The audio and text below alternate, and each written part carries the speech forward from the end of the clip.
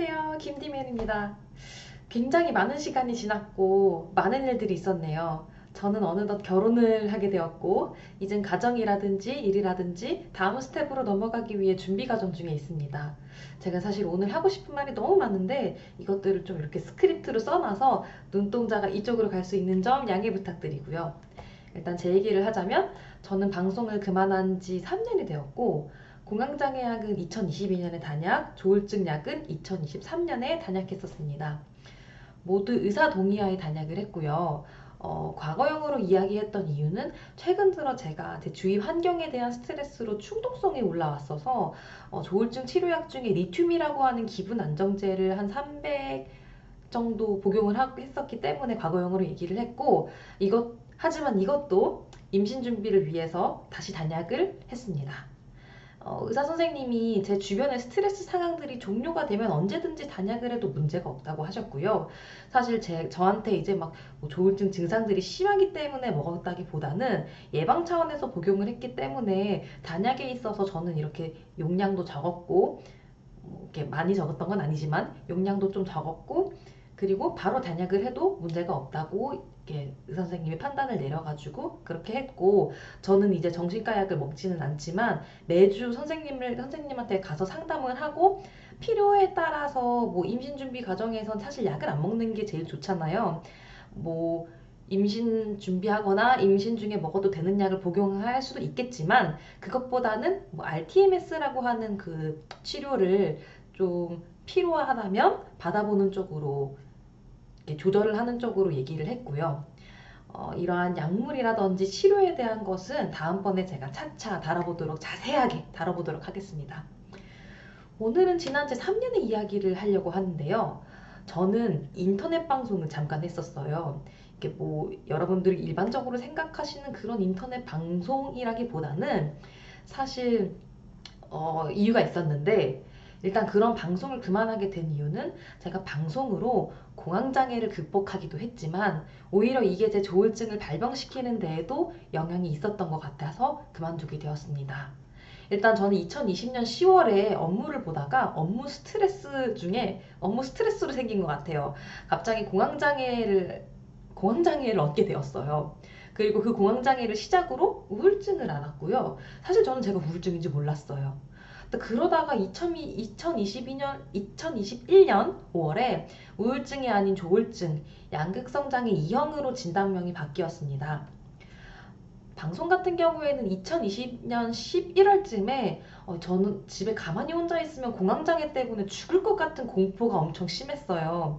그래서 방송을 이렇게 켜가지고 친한 친구들한테 나를 24시간 모니터링해라 이런 의도로 방송을 시작을 했었고 근데 그렇게 시작한 방송이 사실 좀 돈이 됐었어요.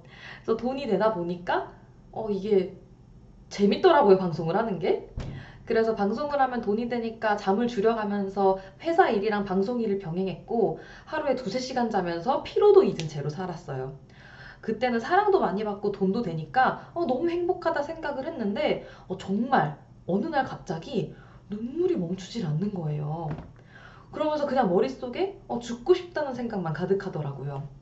이전과 다르게 화가 정말 많아졌고 더 예민해지고 뭐 짜증은 뭐 원래 많았지만 더 심했던 것 같고 돈도 전 굉장히 구두쇠인데 엄청 많이 쓰고 그 좀 이성적인 관계에서도 전 좀 보수적인 편인데 이성들과 좀 더 친밀해지길 바라고 약간 조울증의 일반적인 증상이죠. 이러한 것들이 반복되다가 정말 지금 생각해보면 이게 정말 병 때문이구나 이런 생각이 들 정도로 제 모든 행동들이 극단적이고 충동적이었어요. 그래서 결국 저는 극단적인 옳지 않은 선택을 했었었고요. 병원에서 눈을 처음 떴을 때 했던 말은 죽게 냅두지였습니다. 살고 싶은 마음이 전혀 없었고 사실 이게 1분 1초가 너무너무 괴롭다 보니까 이게 왜 살아야 되지가 정말 정말 심각했고 근데 여러분 제가 다시 한번 말하지만 병이에요. 치료됩니다. 이런 거는 정말 치료돼요. 어쨌든 그때 저는 지자체와 주변 지인들이 그때부터 저를 집중적으로 케어를 했었고 모니터링을 하더라고요. 좀 감사한 일이죠. 그래서 그렇게 주변 사람들의 도움을 받으면서 사실 그때도 굉장히 충동적이었어서 나는 살기 싫잖아요. 그러니까 나는 살기 싫은데 죽을 수도 없으니 그러면은 이제 생명을 키우면서 그 생명에 대한 책임감으로 살아야겠다는 이상한 생각을 하고 갑자기 죄 없는 고양이를 덜컥 분양해오고 그 고양이한테 막 500만 원 정도의 금액을 막 계속해서 쓰고 근데 그러고 나서 정신이 좀 어느 정도 돌아왔을 때, 내가 얘를 키울 수 있는, 저는 원래 알았어요, 어렸을 때부터. 전 동물을 좋아하는데, 제가 그 생명을 키울 수 있는 자신감이 없었기 때문에 키우지 말아야지라는 생각이 있는 사람이었기 때문에, 사실 정신이 돌아왔을 때, 친한 친구가 마치 고양이를 분양한다고 해서 그 친구에게 고양이를 좀 이렇게 분양 보내고, 진짜 이런 식으로 정말, 어, 좀 이전에 저라면 하지 않았을 충동적인 행동들을 정말 심하게 반복했었습니다. 어, 죽지 못해 살 때 제 눈에 들어온 거는 아이러니하게도 성경이었는데요. 사실 제가 하나님을 어렸을 때부터 뭐 모태신앙은 아니지만 믿긴 했지만 여러 가지 제 개인적인 사건들을 통해서 교회로부터 멀어진 기독교인이었고 아무도 제가 기독교인인지 몰랐어요. 사실 지금도 모르는 분들이 많을 거예요. 최근에 막 말을 하기 때문에. 근데 그땐 정말 희한하게도 말씀에 매달리고 싶었고 말씀만 보였어요. 정말. 어찌 보면은 제가 이제 시도를 했을 때 처음 발견했던 친구가 정말 참 기독교인 친구예요. 기독교의 기억자도 하나님의 희웃도 안 꺼내는 친구인데 그 친구를 보면 그냥 그 뒤에 계신 하나님이 보인다고 해야 되나? 그런 친구가 있어요. 그래서 그 친구가 저를 위해 많이 기도를 해준 것 같아요. 사실 제가 힘들다고 하면 달려와서 저희 집에서 멀리 사는데 달려와서 막 울면서 기도를 해주고 다음날 새벽에 자기 회사까지 또 출근 멀리 또 가고 이랬던 친구였거든요. 그래서 저는 기적적으로 말씀으로 하루하루를 버티고 이겨내고 그리고 말씀도 물론 중요하지만 저는 동시에 약물 치료도 정말 빠짐없이 열심히 했어요. 거의 저는 의대가 아니거든요. 근데 거의 선생님이랑 거의 진짜 막 엄청 열심히 했습니다. 하여튼. 그리고 혼자서 인지치료도 병행을 했어요. 그러니까 인지치료는 어떻게 했냐면 제 블로그에도 현재 무료 배포 중인데 그러니까 여기에도 이메일 남겨주시면 제가 무료로 이렇게 보내드리거든요. 이렇게 간단한 건데 엑셀표를 만들어서 그날그날 상황과 그에 따른 저의 기분과 행동에 대해 상세히 기록을 하는 것을 반복을 했어요. 그래서 이런 행동은 하지 말아야지. 내가 이런 마음은 가지지 말아야지. 이런 식으로 좀 저도 객관적으로 생각을 하게 되고 그 행동을 반복을 하면서 제 감정을 객관적으로 분리하기 시작한 거죠. 사실 이게 제가 지금은 좀 괜찮아 보이니까 쉽게 말하는 것처럼 느껴지실 수도 있는데 사실 너무너무 힘들었고요. 그리고 지금도 진행 중이고 그리고 이거를 뭐 약을 먹고 뭐 인지치료를 하고 혼자서 뭐 하나님 말씀에 매달리고 했지만 곧바로 좋아지진 않았습니다. 정말 2, 3년간 뭐 짧다면 짧은 시간이겠지만 2, 3년간 매일매일 진짜 매일매일 죽고 싶었고요. 나는 이렇게 많은 약을 먹는데 왜 안 나아지지? 그리고 아시겠지만 정신과 약 먹으면 이게 정말 피곤하고 막 그냥 깔아져요. 그러니까 이게 더 힘들어요. 그래서 왜 나아지지 않을까? 이 약의 효과는 있을까? 나는 왜 이렇게 병신 같지? 나 같은 게 왜 살지? 주변 사람들한테 피해만 끼치는데? 그리고 나도 힘든데. 이런 식으로 좀 생각을 했지만 그래도 고비를 넘기고 나선 그래도 살았어요. 근데 그 이유 중에 하나는 제가 한번 시도를 했다가 어찌 보면 실패를 했던 경험이 있기 때문에 내가 또다시 시도했다가 실패를 하면 나는 사람들이 더 병신으로 볼 거다. 이 생각이 저는 사실 더 셌어요. 주변 사람들의 시선이 저한테는 좀 중요했던 포인트였나 봐요. 지금도 그런 것 같고.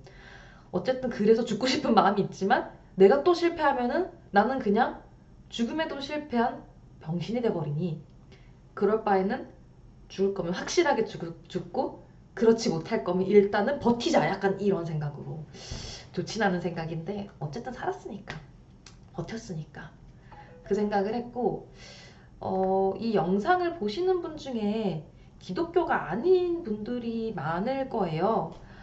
근데 제가 하나님을 믿으라든지 기독교가 되라고 이렇게 막 제가 말씀으로 이겨냈다 이런 말을 하는 게 아니에요.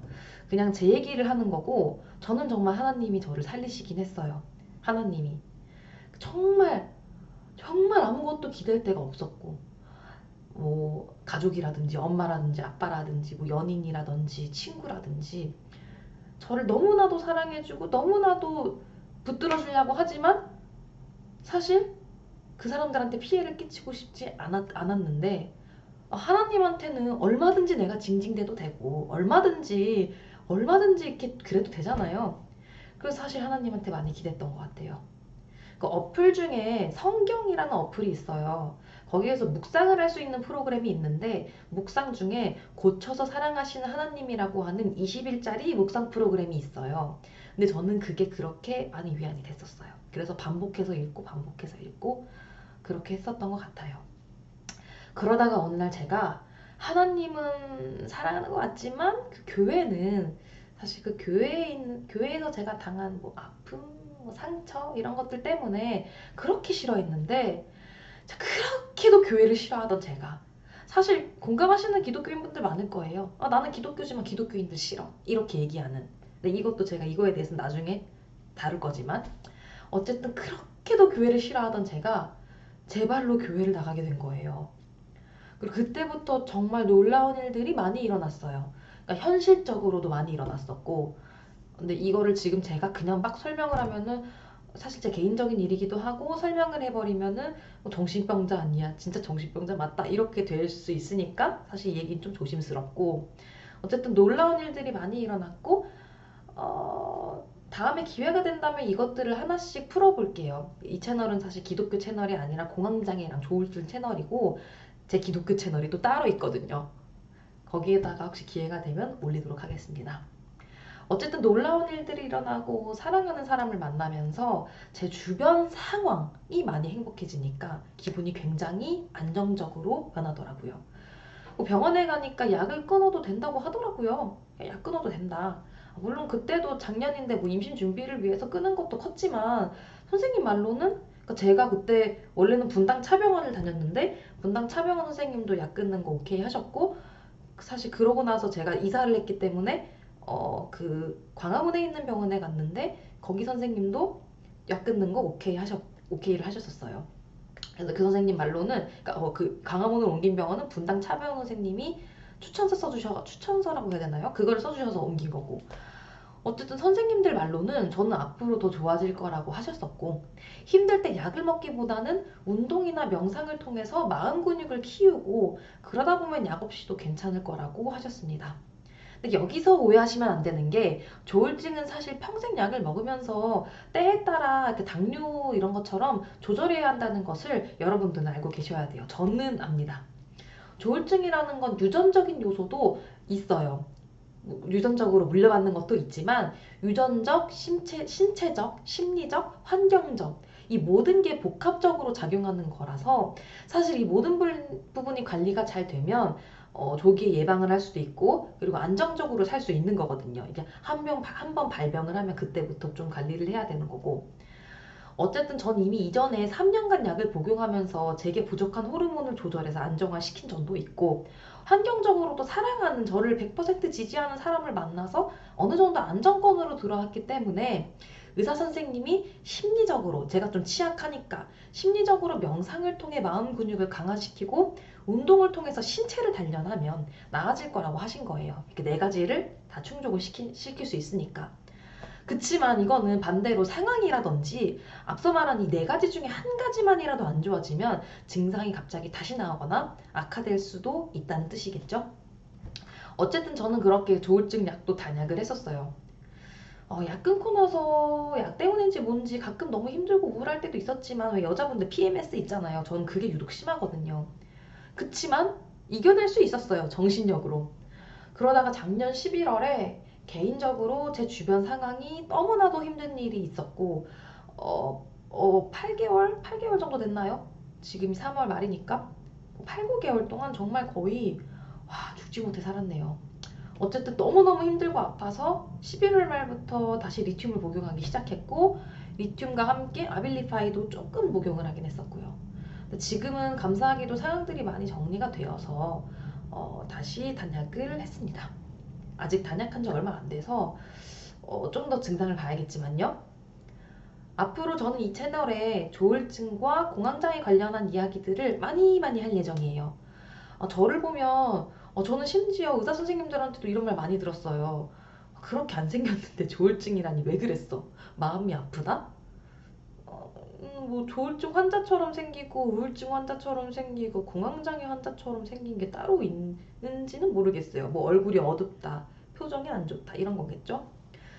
저는 사람들이 이런 정신병 관련해서는 더 이상 덮지 않았으면 좋겠어요. 저도 이거를 꺼내는 거는 정말 저한테 많은 용기가 있다고 생각을 하거든요. 사실 이게 아직까지도 사람들이 많이 정신과를 가게 됐지만 되게 안 좋게 보는 게 현실이잖아요.